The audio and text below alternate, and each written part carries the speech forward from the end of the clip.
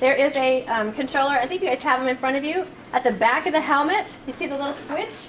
And this is basically for your comfort level. This just controls the flow of air, how much you want air flowing through you. So if you're feeling like, oh, I'm good, you might want to leave it on the medium setting, but maybe you're a little hotter than some of us or cooler than some of us. It's just for your own personal preference. If you like your own personal summer, leave it on the low setting. Okay, that's all that's about. And it blows the air down on your face and you can feel it. 6 to 9, thank you. Exchanges. Remember that. 6 to 9, yes, remember that one. When you turn this on, let me find, you have to attach the battery and give it a little twist. And you can see right away, there's 3 kinds of lights, the red, the green, and the yellow. And you should start to feel the air blowing. Eventually they should all go green. Now we talk a lot about what is each. You could spend a lot of time talking about, oh, if you have this many lights, it means this, and I don't care. I want you to have all green. Green means go, I'm all set. If you see any red, if you see any yellow, it's time to leave. Red is the battery, yellow is the filter. I don't care which one you're looking at, it's time to leave. So what do you need to see? All green. I mean, we're not going to test you. I know it's 25% battery. I don't care. If you see red, it's time to go. All right, next slide. There's also an adjustable, the band here. This is attached, and it has that ratchet technique. Righty-tighty, lefty-loosey once you have it on your head, and you'll have the opportunity to take these for a test drive in a little bit. All right? Again, about the lights, we're not going to test you on the charge remaining. Go ahead. And again. Just for your information, when you're, later tonight, you're thinking about it, oh, I need to know more about that. And then once, anything can happen. If you fall down and crack this helmet, you need to come out. I don't think I need to tell anybody that, right? If we have a breach of the PPE, or you're not feeling well, or you hit the ground, your session is over, and you're coming back out of that room. So once it leaves your hands, you don't have to worry about it any longer, but it's going to be handled by somebody else who will either just clean it and get it ready for use in the next round, or it'll need to be serviced and maintained. So don't you worry about that, but there are things that have to be done. Okay. There is a comfort strip on the inside. This is a nice little soft thing, and it tends to absorb sweat. So we will change these out as we demo these. And of course, if you're going to be spending any amount of time in a patient room, you're going to want to change this out too, and that will happen in between wear.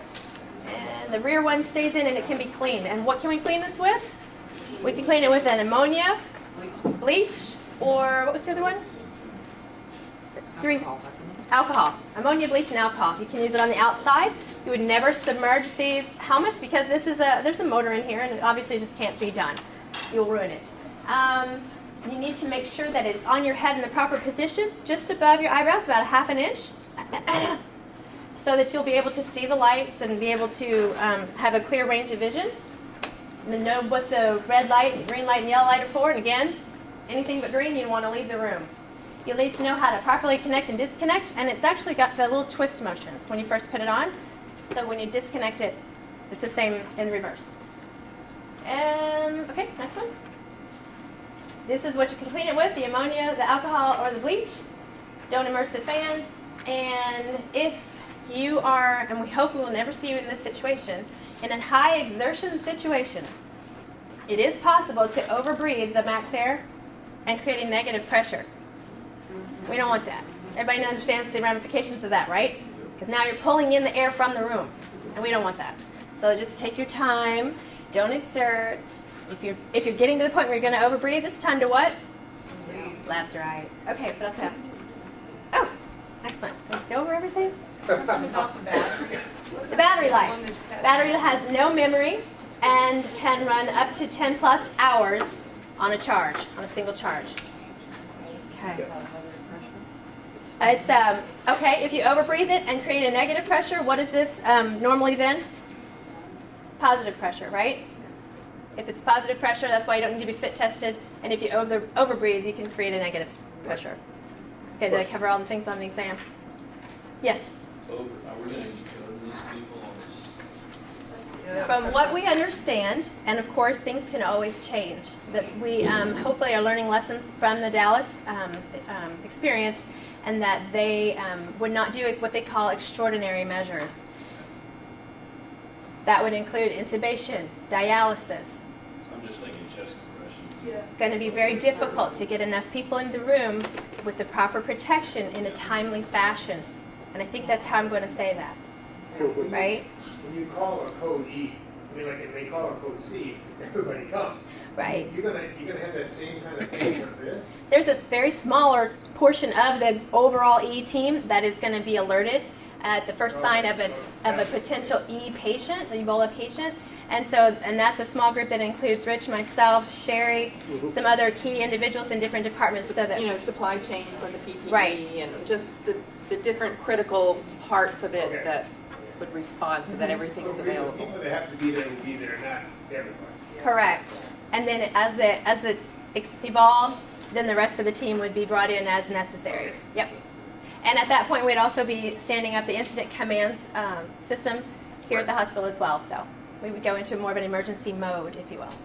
Kathleen, you have to have like central lines or pick lines, or what are you more than? We did. There has been some discussion. It's more of a fluid discussion about that because the lines are simply probably not going to hold, depending on the condition of the patient and how they progress. If we're able to support them with the fluids and the electrolyte replenishment, it's possible to keep them from going further into decline. But if they are more advanced, it's going to be hard not only to establish that line, but to maintain it because they're going to be bleeding. The tissues are not going to behave as normal. Since we're a community hospital, and I'm sure other patients would like to know what the risk is that they're facing, will the community be notified while still protecting the privacy of the patient that there is a potential? Well, Sherry, or if there is a we would have to. positive patient? We've heard about We have that. potential. What are they doing now? How many? 12 people are being monitored right now in the state, and There's you're not 12 people told in about the it. state being Okay, monitored. but if they're positive, I mean, we seem to have found out about it. Yeah, if they're positive, Well, I'm sure. we have- But our PI person talks with the health department. They do a joint statement, so it's all a communication plan between the health department and the hospital, and they would formulate how it would be. Okay, and if we're taking precautions when we in the extraordinary event that there is a positive Ebola patient, obviously we can't be 100% tight-lipped about it. We have family members that are going to be like, why are you? they're going to catch on, aren't they? We're Yeah. going to be extra careful. Let me answer part of that for you because we, as a hospital, we've already kind of had a dry run at this. Yes, Are you familiar with that? So- Okay. What happened is the patient came in, we got him into a negative pressure room in the ECC, and it wasn't 10 minutes after that I got a phone call from friends of mine at Sarasota Police Department that asked me, how bad is this Ebola patient? And I'm sitting there going, how in the world did you know about this? Because we weren't saying anything. Well, it came out that somebody here at the hospital had already been on Twitter and had fired it out, so it was already on social media. As a hospital, our policy is going to be like as it is now.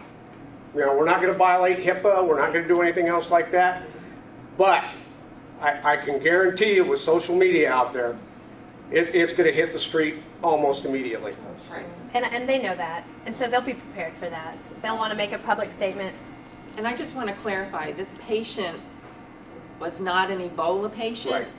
They had been to South Africa, and on their plane trip home, their plane had stopped in Senegal, which at the time was a country that had one case. So the reason that we held them is we had to get cleared from the health department that no, this was not a risk to anybody. So really that patient was not an Ebola patient, but we were just erring on the side of precaution to make sure that we were following guidelines. So, Thank goodness for dry runs. right. But for the grace of God, we could have been Dallas because we would not have been ready that day. None of this had happened. None of the training had happened. It would have been me and Rich and a few others in true decontamination outfits dealing Yeah. with that. Yes. Yeah, I was there for practicing putting on the stuff they thought was appropriate, and it obviously wasn't. No. But Well- that's what the CDC had said at the time was it, so, they were behind the ball too. So. Right. Yeah. Took them a while to get some real good guidance out. Couple 3 weeks actually. That first call I think we sat on was in August, early August about Right. Ebola. No one was excited. No one heard. No one cared. And then we have finally had people brought over here with the doctors in Emory and all of that. And once that happened, it started to fire up a little bit more, and then the guidance started coming from CDC. Any other questions for now? It's exam time. Is it exam time? It is. Well, that's good though. Okay, so we have we have two Can you exams. tell that we've been together too long? We've done this a couple of times, and other trainings too. Yeah. So, you know how it is. We have to dot the I's and cross the T's, and have you guys take exams that make sure that you understand enough about Ebola itself. And then, of course, this piece of protective equipment, we have to make sure you understand what the important factors are about using this. So, if you guys would like to, are you ready to do that? Yeah, we can take the exam. Okay. I think it'd be good. Okay. All right. Let's do it. Let's take the two exams. Okay, we'll give you some time. Any questions before we do it? They're ready. They're already. They're ready. Okay, They're good. good. Okay.